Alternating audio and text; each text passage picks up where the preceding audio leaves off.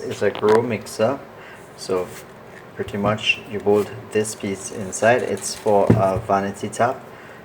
This goes into the wall, you bolt it on the 4 pieces, and this is the lever here that connects to the arm, puts on the hot and cool. You can swivel it for hot and cool, open and closed, and then this is where the water comes out. Again, I apologize for the lack of focus in this camera, but this is what I have to work with. So let's strip it down. This one's defective. Water's coming out of here, pouring out actually. So let's strip it down and see what could be wrong. Possibly maybe a seal. Let's see how they fabricated this. You can see they have O-ring seals here and here. I'm not sure why water should be on the outside here, so I'm not sure why that should be necessary. But this is an open port, water coming straight across from the mixer here, pouring out of this. That seems rather dodgy to me for that to be just this screw on piece.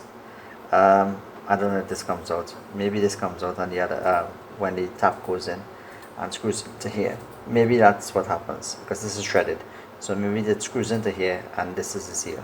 I'm gonna have to check that because this alone doesn't seem like a good idea, but it may just be a backup in case for any reason the water leaks past the seal here. This is a look at from the side.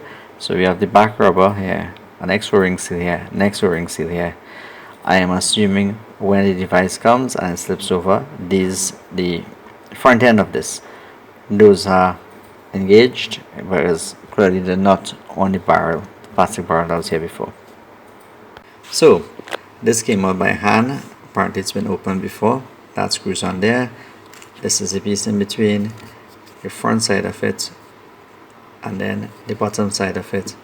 Clearly again we can see the 2 holes here, 2 holes there, bigger one there, bigger one there, 2 guide pins and the guide pins. So let's have a look further and see what could possibly be wrong, what could possibly be leaking for it to go through the front. Interesting mechanism. What they've done essentially, you have a housing, you have this piece that swivels inside of here, that's the pin in there, goes back and forth, and you can rotate the whole device. This was the bottom piece, rubber. It's sort of rubber on this side. Yeah, there's a silicone rubber with hard plastic molded, and that fits onto this piece here. So that's making sense. That then interfaces with this. This piece here lines up, 2 small holes line up with these 2 sides, and that's the out.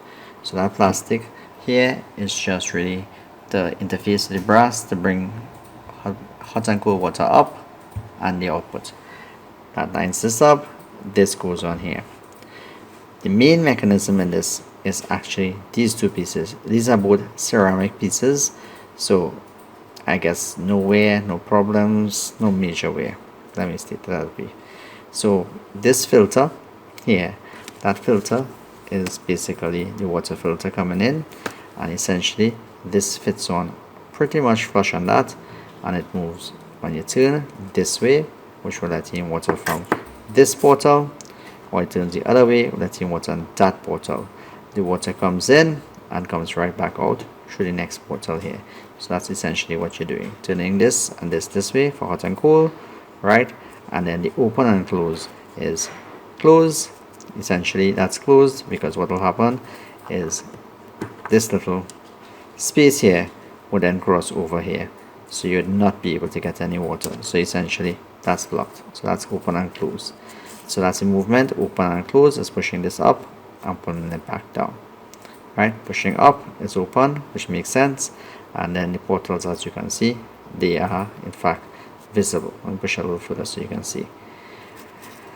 This is the piece that fits on top of it.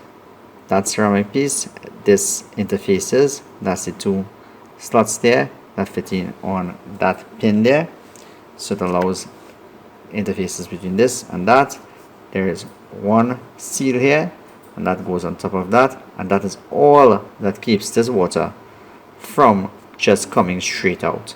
Essentially speaking, once this seal isn't holding here, the water has free access to continue past here, around this, and throughout here. So think that is probably a major problem with this. If this seal is damaged, well, it'll never work. And then this is the ring on the top, on the front side here. It goes around that here. That just aids in it bouncing on the housing. So you get the half of turn, so it hits on the housing, the half of turn for the hot water, the half of turn the other way for the cold water. So that's essentially what this does. But essentially this whole thing hinges on that seal. If that seal is compressed correctly on this, the water has no avenue to come further up and come through here. This was pouring, this seal most likely failed, or it wasn't tight enough. It's reassembled. Actually, once you figure out that it's all keyed, you set the system up and you just turn it until you get it. These things are keyed in a certain way, it doesn't work any other way. So actually it's not that hard to put together. I believe the problem in this now, having looked at everything, is this was not tight enough.